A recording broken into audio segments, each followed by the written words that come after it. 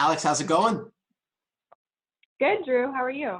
I'm doing well. I'm doing well. You know, it's a snowy day here in Cleveland, but we're surviving. How about you? We're surviving out here too. I had a chance to get out for a little bit today to get some vitamin D, so it was nice to get away from my Zoom meetings for the last several hours. It's the Zoom room, all right. You know, it seems like you can't get out of Zoom anymore, huh? Not for a while. We'll see. We're lucky to have it, right? Lucky to have it, you know, so we get to talk. I think that's the best part, huh?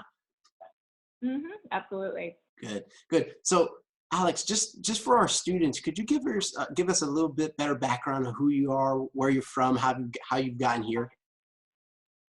Sure, I'd love to. So nice to meet everyone. My name is Alex Faklis. I graduated in 2008 with a bachelor's degree in English and Human Development, and then I finished up my master's in 2009 in higher education administration. And since then, I've been in the higher education industry. So I'm sure, like many of you, I loved my BC experience. I look back on it fondly. But what's nice is it's still very present in my life. You know, for example, I just put a meeting on the calendar and the title was Edmonds 928 touch base. Edmonds no longer exists, but I lived there. And so my roommates and I are going to catch up this weekend. So I think what's nice is it's been great to be able to stay connected to everyone, even 12 years post-graduation. Absolutely. And that's, you've seen that, you know, very often now with people getting back on Zoom and rekindling old relationships and bringing people back together. That's amazing. So you said, you know, BC grad, right in the heart of the last great financial recession. Kind of walk us through, you know, kind of to help us out, kind of, can you walk us through a little bit more deeper what was campus like in those years, you know, when you were graduating? What was just the feel around campus? So I was lucky in a sense that I graduated in May 2008, and then everything crashed and burned that summer. So I would say that we lived in a world where, you know, we felt like we were confident in our plans and everyone had directions. And then a couple of months later, that all did change, you know, for several people, and people had to readjust. I think at the same time, you know, reflecting back on that 12 years later, we may not have done everything that we thought we might have done the first year or two out of school, but I think everyone's landed where they want to be, which is great. And so I think it was a temporary setback, but you know, several of my friends from school and, you know, others that I know are quite successful in terms of whatever that means for them, whether that's their careers, their families, etc. Wonderful. And so when you were coming out, you said everyone's successful now, but did you have a definition of what success meant for you? I know you were a English major and, you know, you went into higher ed, but what was success? What did that look like for you? For me, I wanted to be in a career where I was challenged, and, you know, also where I was, you know, comfortable in terms of, you know, having the resources to do what I wanted to do. And so that's what success looked like. And then I think my definition of success has evolved. And so now I have an opportunity to lead part of my organization and very much appreciate that opportunity. In a way, I feel that I can give back, you know, and really mentor and help other people grow in their career at this point. That's amazing. And it's always good to always lift as you climb and give back along the way. That's wonderful. So now when we go back, so could you tell us a little bit about the hustle when you came out of school? I know you did a master's, got your master's in higher ed administration. When you came out in 2009, we'll call it, what was your hustle and how did you get started kind of down that career journey, and what did you learn along the way? Sure. So, you know, I like the word hustle, and I think I would call it a humble hustle. And I think that's one point that I want to bring up in terms of graduating in an economy that's difficult. I think, you know, you might have a certain expectation in terms of the job that you have, the amount of pay that you should be getting. But I think what I learned is that I wanted to find a job, obviously, and feel useful and feel like I was contributing. But I was also willing to, I wouldn't at all call it settling, but think about different roles, because my attitude was that I wanted to learn as much as possible. And I also saw it as to me, a 2-year or so commitment, right? And so maybe it wasn't my perfect job, but it was something that I felt like I could learn a lot from and, make connections and continue to grow in my career. Absolutely. And so when you say the humble hustle, you mean kind of like leaving the ego at the door and kind of just taking what you can get and going from there, getting that first opportunity and going? Yeah, I mean, I think I was still applying for jobs that were in line with what I wanted to do. So I started applying for jobs in the higher education industry, but I would say that I had a different outlook. I wasn't being as picky about the jobs that I was applying for, and I was thinking, I can learn, right? I think I just need to start to get my feet wet and meet other people and figure out, what I'm good at and perhaps what I also might not want to continue in a job down the road. So I think I was very open to different opportunities, and maybe that might not be the case if I would have graduated in a stronger economy. So when I talk to students, and especially in this kind of environment that we're in right now, and they're saying, they understand that they have to be adaptable and be with the times, but they want to have the focus of, okay, I may know that I want to get into, let's say, academia, higher ed. But right now we have a lot of hiring freezes, and the kind of uncertainty around when school start again is prevalent. How would you kind of advise or talk to a young person who might know what they want to do, but they can't get their foot in the door right away? What does that look like? Yeah, I think it's a reality for a lot of students out there right now. And I'm currently working with several universities who are, cutting 10 to 15% out of their budgets and, cutting back employee benefits, doing hiring freezes. So I think it's important to keep your eye on the end goal, but I would also think about other roles that will help you develop skills that could contribute to that job again that you might want in a couple of years. So again, I think it's being open and willing to take different chances on a career that maybe you didn't really think fit with what you wanted to do ultimately. But if you dive a little bit deeper and start to peel the onion, you can understand that there could be transferable skill sets. I think that's important. And then I think in terms of hiring freezes, this is not going to be forever. And so I would continue to apply where you can. And what I would also say is think about who you might know in that organization, or consider someone who maybe you don't know directly, but is within the BC network, or within your parents' networks and your friends' networks, and start to schedule informational interviews. I think it's all about building up your network so that when those jobs do open up again, you're top of mind. So important, so important. So let's backtrack a little bit. You said transferable skills. So say I can't get into the exact industry I want to be in right away, or maybe the job, but I can look and see what traits make you successful in that job. Could you kind of define what that means? Like, how can I go about finding what transferable skills maybe in a different industry would allow me to make impact in higher ed? Absolutely. So I work in higher ed, but I also work in consulting. And I realized I didn't explain that. We can go into that in a little bit of detail. But when I think about consulting, the skill sets that come to mind are an ability to look at a lot of information, analyze that information, synthesize it, and help your clients think about options. And then I would also say communication is a huge skill in consulting. And so being able to articulate ideas, get people on board, bring them along with you is really important. And then also thinking about just the management and prioritization of different tasks and aspects of your role on a day-to-day basis. So, those are different skill sets that I think you can acquire in a variety of roles, right? And so I think, when you're thinking about kind of your dream role, or, the role that you were considering out of college, breaking that down a little bit. And I think part of it is, if you don't fully understand the role, reaching out to people that are in the roles now and understanding from their perspective what they're doing on a day-to-day basis, and even like writing out like, okay, these are the skill sets that I'm trying to work on, and thinking about how that might apply to another role that you may need to take in the interim.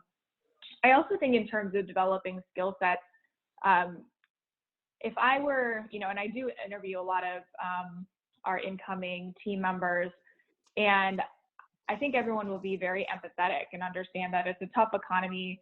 But at the same time, I would want to understand that someone was working towards bettering themselves during this time, even if they weren't in a full-time role. So whether that's taking another job to help pay bills, or it's taking courses online, right? So you may want to get into consulting and maybe you didn't study accounting or statistics or data analytics, but there are so many free courses available. So helping to build your skill set and tell your story that way, I think can be quite powerful.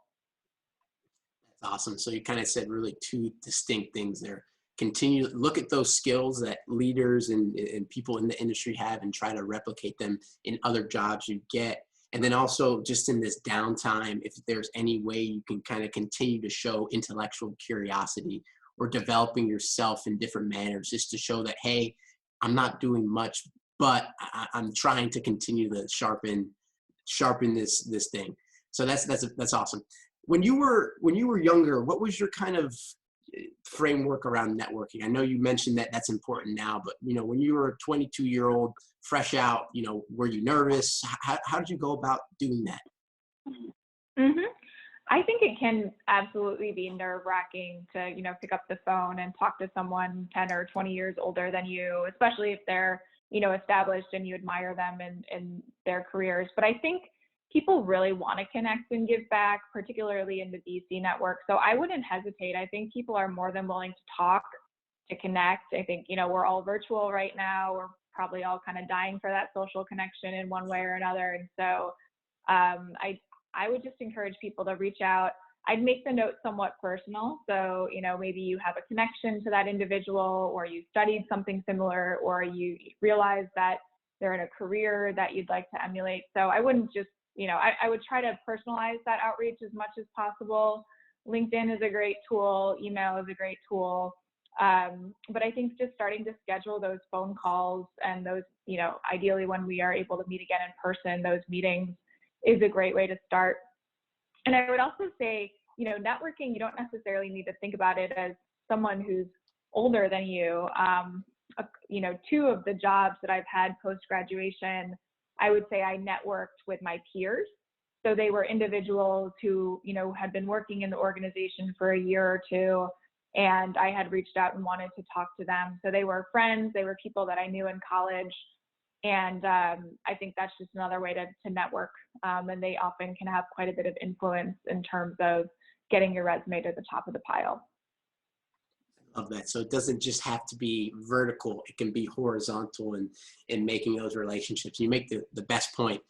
Everybody is at home right now. Everybody is looking for that human interaction when we're disconnected from the world. So it's kind of the we'll call it the Zoom room sweet spot, where if you reach out to people, more than often they're going to say yes, because it gives them a break or a gap in their day to kind of do something different. So it is that sweet spot. So, and when you reach out to BC alumni, they're going to even give you that much more time. Absolutely. I also think there's like a psychological desire right now to give back as well, right? I think we're all in a situation where, hopefully you all are healthy and safe and realizing how fortunate you are to be in that position. And so I think even more so now, people want to give back in the ways that they're capable of doing so. Wonderful. Could you backtrack for us a little bit and just walk us through? So now you're doing very well at Huron, but I think it's important that we hear the career arc, the career journey, and it wasn't just a straight step. I'm 22, and by this age, I'm going to be a manager at a very nice, prestigious management consulting firm. Could you kind of walk us through that path a little bit more, that journey, I like to call it? Sure. I mean, I started at the bottom of the totem pole, right? I think that's where we all have to start, and that's where I think that humility is really important. And so I began my career. I was very fortunate to work, to move into a role at Harvard Business School in 2009. And I was working as I think my title was Staff Assistant 3. So I was a staff assistant, bottom of the totem pole, had a master's degree at that point in time. But I felt, again, very fortunate to be able to work at an organization like Harvard in a down economy. And so I was thrilled. I was excited. And, my day-to-day was not incredibly exciting. I was doing a lot of report writing. I was really supporting a team of 6 or 7 individuals who were reaching out to donors. And it was difficult too, because a lot of the funds that these donors had established were underwater after the 2008 financial crash. So it wasn't necessarily the most pleasant time in terms of how viable the funds were from an endowment perspective. But long story short, I thought about ways that I could add value, right? And so maybe most of my day was filing or, doing tasks that weren't overly exciting. But what I did is I realized that there was a need for professional development for individuals at my level. I saw that there was a lot of professional development at the manager and above level, but not a lot below. And so I took the initiative and talked to my manager at the time and asked if I could, spend a few hours a week thinking about how the group of us who were at a similar level could continue to develop professionally. And so I organized different meetings and guest speakers. And I think it's all about, again, providing that value and going that extra mile, even if the job, isn't challenging or isn't what you thought it would be, on a day-to-day basis. No, that's so true. And we all start somewhere. And I think it just goes back to the humble hustle and making sure that, wherever you do start, it's an opportunity and you get your foot in the door and you make the most of it. And as my father always told me as a kid, cream rises to the top. So you'll find a way to make it if you want to. And that's what you did. You found the opportunity. You saw that you could provide value in the professional development. You did your day job right, and then you continue to look and craft. And so now at Huron, can you talk about how it kind of comes full circle and how relationships you had at HBS now impact you in the role with Huron? Absolutely. I mean, I think, I'm still in touch with some of my coworkers from HBS, and, oftentimes I'm doing research on behalf of clients, and we're trying to reach out to individuals who still work in higher ed. And so many of my colleagues who, again, were kind of at the bottom of the totem pole with me are now much higher up in their organizations and are helping me to make connections and share information that's important in my role so that I can best serve my clients. So I think it absolutely comes full circle. And, just being kind and supportive and doing a good job will, continue to, propel you in your career moving forward. Good. And kind of just last when it relates to the kind of global climate we're in right now, what do you see from your seat in the higher ed industry and kind of where it's going especially with the impacts of COVID? Yeah, you all are experiencing it. The campuses have closed down. Students are studying online. And I think universities are hoping to open up in the fall, but we don't know that for sure. And they are having to think about cost containment measures, right? So if they don't have as many students show up in the fall, or if students choose to go to schools that are more local, what does that mean for their bottom line? A lot of institutions are relatively net tuition revenue dependent. And so they are doing a lot of that scenario planning for what it might look like in the fall and beyond. I think, most will do well, and they're set up to be successful, but I think at the same time, others will need to adapt organizationally so that they can continue to be sustainable moving forward. Great. So if we had to wrap this up for students, what would be your 3 biggest takeaways? If I'm a student listening to this, what do I get from Alex? What are my 3 biggest takeaways? Yeah, so I've touched on some of them, and I did actually do my homework, Drew. I think, be prepared. To me, the takeaways are be humble, add value, and then use your connections, right? And so I think if you kind of keep that advice in the back of your head, I'm hoping that it'll serve you well as you continue in your career search. It's wonderful. And through your journey, it's been very impactful. So with that, I think before we get out of here, this is probably my favorite section, the once an eagle, always an eagle. something we do, Mhm. we BC students and alumni hold near and dear to our heart. Have to ask you a few questions about your time at BC. You ready? I am. Good, Mhm. good. So who was or who is, because he or she could still be here, your favorite professor or staff? Yes.